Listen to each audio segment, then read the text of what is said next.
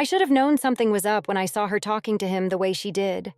My sister, the one person I should have been able to trust, was acting way too comfortable with my boyfriend. I brushed it off at first, thinking I was being paranoid.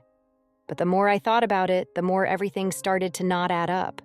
The smiles exchanged, the subtle touches. It was like I was invisible in my own life. It wasn't like we were perfect, what family is, but we had always been close, especially me and Jessica. Growing up, I always looked out for her. I even let her borrow my clothes, something I didn't do with anyone else. We had our share of fights, like every sister duo, but I thought we'd always have each other's backs. Then came Jamie. He wasn't just my boyfriend, he was my world. He made me feel special, valued. I was convinced that we were a perfect match. When we started dating, Jessica seemed happy for me, like any sister would. She'd tease us about how cute we were together, sometimes even gushing about how well we fit. I loved that. It reassured me. It made me believe that we could all hang out, have a good time together without any weirdness, but recently I started noticing little things. The way Jamie's eyes lingered on Jessica a little too long. The inside jokes they shared that felt too personal, too familiar. I could feel my instincts kicking in, but I didn't want to be the jealous girlfriend. I trusted Jamie. He'd never betray me, right? He knew how close Jessica and I were. But when he casually mentioned, "You know, your sister's been acting strange lately, kind of flirty," my stomach dropped. Was he really telling me this, or was I just hearing things? The idea of him even bringing it up was unsettling, but I told myself I was just being paranoid. I laughed it off at the time, thinking it was some sort of misunderstanding, or maybe I was just imagining things. I trusted Jamie. I had to. That was until one night when everything hit me like a ton of bricks. I walked into the living room, expecting a quiet evening together, but instead, there they were, Jamie and Jessica, sitting way too close for comfort on the couch. Their laughter echoed in the room, but it wasn't the kind of laughter that comes from watching a funny movie. It was different. There was a spark there that I couldn't ignore, a chemistry between them that I didn't want to see but couldn't look away from. They were supposed to be watching a movie, but the way they were leaning into each other, exchanging glances, and just existing together, it felt like they were in a world of their own. And I wasn't part of it. At that moment, my heart sank. I should have felt anger or confusion, but what I felt most was a deep, gnawing sense of betrayal. I didn't say anything at first. I couldn't. I was too shaken. But I didn't need to ask either of them what was going on. I knew. I had known for a while, but I refused to believe it. Now I had no choice. That night, I decided I wasn't going to be the oblivious fool anymore. I had to find out what was really happening. And that meant doing things I never thought I'd have to do. I wasn't just going to confront them, I was going to show them who they were messing with. I wasn't going to let them think they'd gotten away with it. But the truth was more devastating than I ever imagined, and in the end, it would push me to take the most drastic action of my life. I wasn't just going to lose my boyfriend, and I wasn't just going to lose my sister. I was going to take control.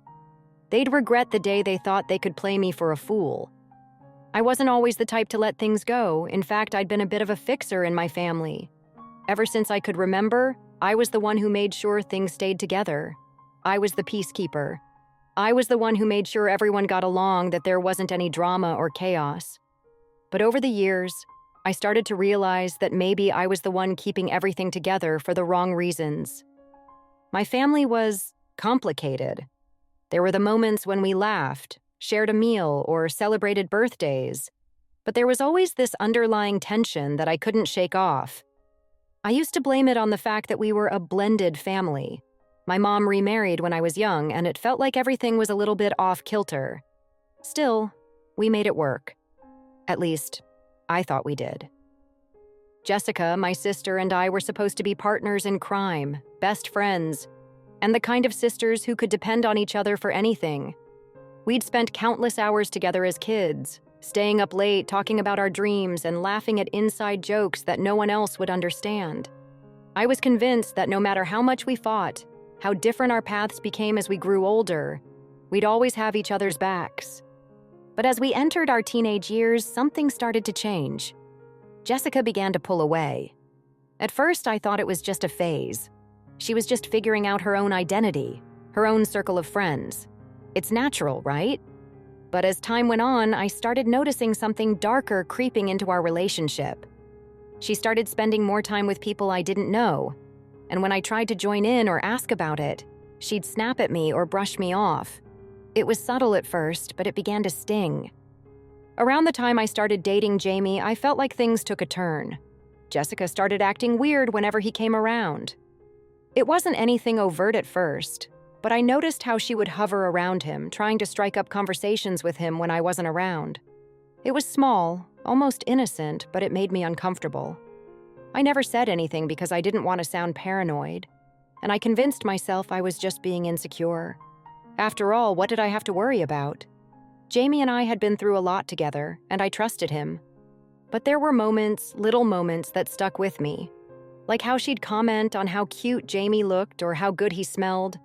Or how whenever I was telling a story, she'd suddenly jump in with something that made her seem more in tune with him than I was. It was small enough that I could have brushed it off as jealousy, but something about it didn't sit right with me. I should have said something sooner. I should have addressed the issue with Jamie and Jessica. But I let my own fear of causing a rift in my family hold me back. I didn't want to believe that my sister could do something like that to me. I didn't want to be the one to create a divide between us, but as the months went on, I started to feel like I was living in a house of cards. One wrong move, and everything could come crumbling down. And then it happened. I walked into the living room that night, and I saw them sitting together. Too close, too comfortable. The conversation stopped when they noticed me, but the damage was already done. It was then that I realized I had been the one holding up the house, but I wasn't the one being protected. I had spent years covering for Jessica, taking care of her, helping her with her problems. But now she was the one putting herself first, and my boyfriend in the process. It wasn't just that she was being a bad sister. It was that she had crossed a line. And Jamie, he wasn't just being an oblivious fool. He knew exactly what he was doing. It hit me like a ton of bricks. They had been manipulating me, using my love and trust for their own selfish gain. What hurt the most was that I had done nothing wrong. I had been loyal, understanding, and patient.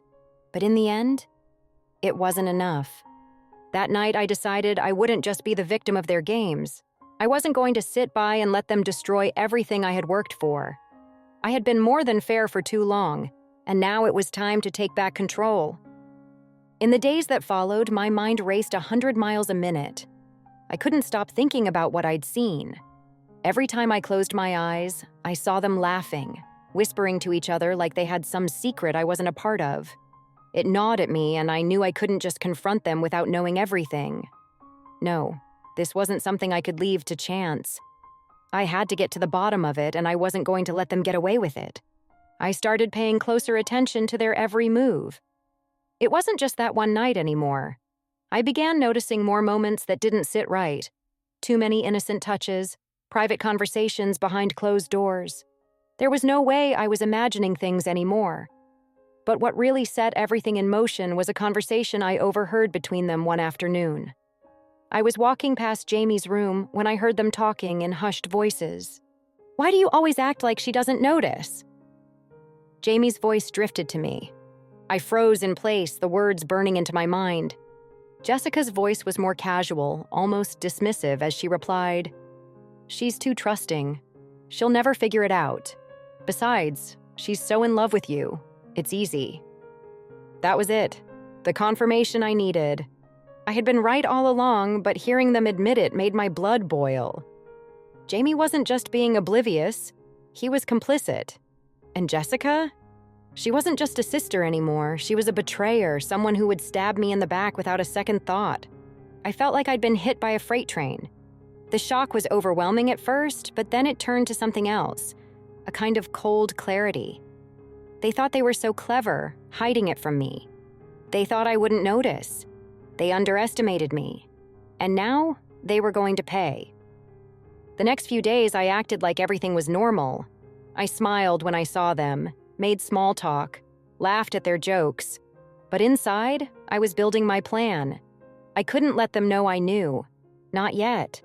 I had to wait for the perfect moment, the one where I could expose them both for what they really were. The moment when they'd realize they were no longer in control. It didn't take long for me to start seeing cracks in their little facade. Jamie, despite his calm demeanor, had started acting distant. He'd been avoiding my calls, giving short answers when we spoke, and always had some excuse when I tried to spend time with him. I couldn't help but wonder if he was already regretting his choices, or if he was just trying to hide from the truth. Either way, it worked in my favor. The more space he gave me, the more I could work behind the scenes. I started gathering evidence, subtle things like saving screenshots of texts I'd found, tracking their schedules, and documenting anything that seemed suspicious. I also knew I needed to get Jessica alone. She had to believe she still had my trust, or the plan wouldn't work. One afternoon, when I knew Jamie was out, I invited Jessica to grab a coffee. She hesitated at first, probably sensing something was off, but she agreed. We sat at a small cafe, and I made sure to keep things light, pretending nothing was wrong. But deep down, I knew she was growing uneasy. The tension was thick between us, and I could tell she was starting to second-guess herself. I could see the guilt in her eyes, but she wasn't about to back down. "So, how have you been? I feel like we don't hang out as much anymore," I asked, taking a sip of my coffee. She looked at me like she was trying to read my expression, but I kept my face neutral. She could sense the shift in the air, but she couldn't pinpoint it. She was too far gone to turn back now. "Oh, things are busy," she replied, brushing it off. "How's Jamie?" I smiled on the outside, but inside, I was silently planning. "He's fine. We've been good. Actually, I've been thinking about the future a lot lately." Her eyes flickered for a second, but she quickly masked it with a forced smile. "What kind of future?" I leaned in slightly, lowering my voice just enough so it felt intimate, but not too suspicious. "The kind where I don't let people lie to me. The kind where I take control." I saw her stiffen, her posture changing slightly. She didn't respond right away, but I could tell she was starting to panic. The seed had been planted. She could feel it in the air. Something wasn't right. But I wasn't going to confront her just yet. I was playing the long game now. Every move, every word was calculated. The pieces were falling into place, and soon they would realize just how badly they had underestimated me. The day I decided to execute my plan, I could feel the tension building inside me. I had gathered all the pieces, and I knew it was time to bring everything to a head. Jamie and Jessica both thought they had me fooled, but I was about to show them how wrong they were. I started by arranging a dinner with both of them, acting like everything was normal. They still had no idea that I knew about their betrayal. Jessica was nervous, I could tell. She didn't know what was coming, but I was going to let her believe she had control for just a little while longer. Jamie, on the other hand, seemed oblivious as usual, still playing the role of the loving boyfriend. The dinner was at my place. I prepared a nice meal, everything just the way they liked it. As they arrived, I greeted them both with a smile, calm, cool, collected. I had to make sure they didn't suspect anything.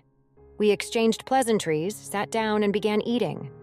But the whole time, I was mentally preparing myself for the moment when I would drop the bomb. After a while, I casually excused myself to go to the kitchen.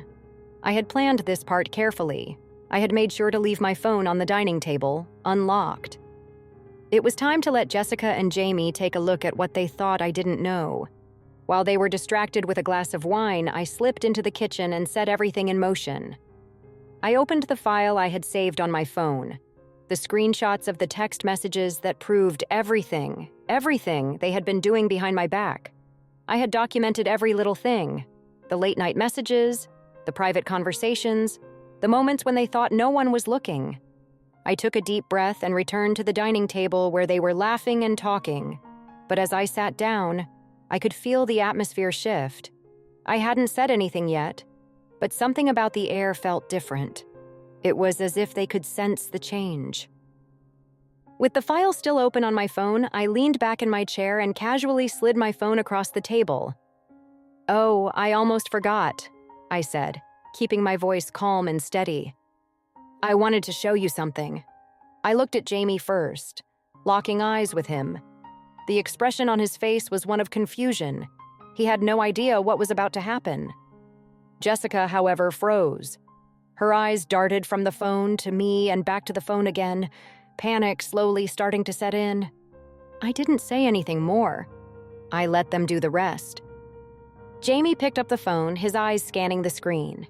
His face slowly drained of color as he read through the messages. The texts between him and Jessica were damning. Everything from secret rendezvous to flirtatious comments. It was all there in black and white, impossible to deny. Jessica tried to laugh it off at first, but the nervousness in her voice was evident. "It's not what it looks like, okay? We were just messing around." "No, Jessica," I said, my voice firm but calm. "It's exactly what it looks like. You've been messing around with my boyfriend, and I've known for longer than you think."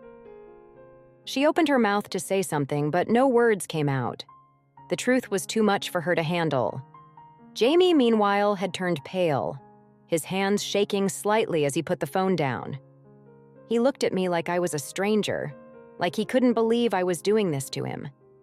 But deep down, I knew he was feeling the weight of his actions. He'd never expected me to figure it out, and he certainly never expected me to confront them like this. "Jamie," I said, locking eyes with him, "you thought I wouldn't find out. You thought I wouldn't notice? Well, here we are. And you know what? I'm not even angry. I'm not the one who's messed up here." I turned my attention to Jessica. "You've crossed a line, and I'm not going to let you get away with it. I've always been there for you, always put you first, but you thought you could steal everything from me. Well, now you're going to learn what it feels like to lose." The room was silent, the weight of my words settling in. Jamie tried to plead, but I was done listening. Everything he said after that felt like empty excuses, and nothing he could say would make up for what had happened. It was time for the final piece of my revenge. I had already made arrangements. Earlier that day, I'd been in touch with his boss. I knew Jamie had been taking advantage of me, thinking that he could get away with his little game without any consequences. So I made sure to send over the screenshots to his employer. His career? Gone. The email I sent ensured that Jamie would lose his job the following week. His reputation? Ruined. As Jamie tried to beg for forgiveness, I simply stood up. I wasn't going to be swayed by any of his apologies. I wasn't going to waste another second on someone who had betrayed me so completely. "I don't need you, Jamie, and I definitely don't need you, Jessica. You both made your choices. Now you'll have to live with them." And with that, I left the room, leaving them both speechless and powerless. The aftermath was everything I hoped for, and more. Jamie's world started falling apart the moment he realized what I had done. He couldn't stop texting, calling, and sending me desperate messages. But the more I saw his pleas, the more I felt indifferent. He didn't deserve my time, my attention, or my sympathy. I had been the fool for far too long. It was time for him to see what it felt like to lose everything. Within a week, Jamie's life spiraled. His job, the one he had been so proud of, was gone. He tried to beg for his position back, but there was no coming back from what he had done. I had sent those screenshots to the right people. His colleagues couldn't look him in the eye, and the whispers behind his back made it impossible for him to stay. His career was over. As for Jessica, the backlash was just as intense. Our family, the ones who had once praised her and showered her with affection, now saw her for what she was, a traitor. She had tried to call me, but I ignored every message. I had no interest in hearing her excuses, her guilt-filled apologies, or her pleas for forgiveness. The fact that she had so easily crossed that line and betrayed me, her own sister, showed me just how little I meant to her. In the following weeks, Jessica lost all of her friends. They saw her for the manipulative person she truly was. People started distancing themselves from her, and even our parents couldn't look at her the same way. She had no one to turn to, and she had no idea how to fix the mess she'd made. But by then, I had already moved on. I wasn't interested in helping her anymore. She had to deal with the consequences of her actions, and I had no sympathy left for her. For me, it was a turning point. After everything I had been through, I realized I was better off without both of them. I had allowed myself to be manipulated, but I wasn't that person anymore. I had taken control, and it felt empowering. It wasn't just about revenge. It was about reclaiming my life, my worth, and my peace. With time, I started seeing the benefits of my newfound freedom. I became more focused on my own goals and ambitions.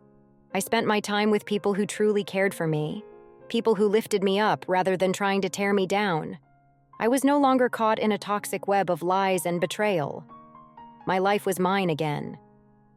Months passed, and there were no more calls from Jamie, no more texts from Jessica. I had erased them both from my life completely. But as time went on, I realized something else. They were both completely powerless in my world. I had taken everything from them, and I didn't even need to say another word. Then, just when I thought it was over, Jessica tried one last desperate attempt to fix things. She showed up at my doorstep one rainy evening, tears in her eyes, begging me to forgive her. She promised she would do anything to make it right, that she was sorry for what she had done. But in that moment, all I could feel was a deep sense of relief. I didn't need to hear her apology. I didn't need to give her a second chance. I had already moved on, and her attempt to crawl back into my life felt pathetic. I looked at her once, gave her a cold smile, and simply said, "It's too late." And with that, I closed the door in her face. As I stood there, the weight of the entire ordeal lifting off my shoulders, I realized I had won. Not only had I gotten my revenge, but I had also reclaimed my power. I was stronger than I had ever been. And just like that, everything fell into place. I was in control. And I wasn't ever going to let anyone, family, boyfriend, or anyone else, make me feel less than I deserve again.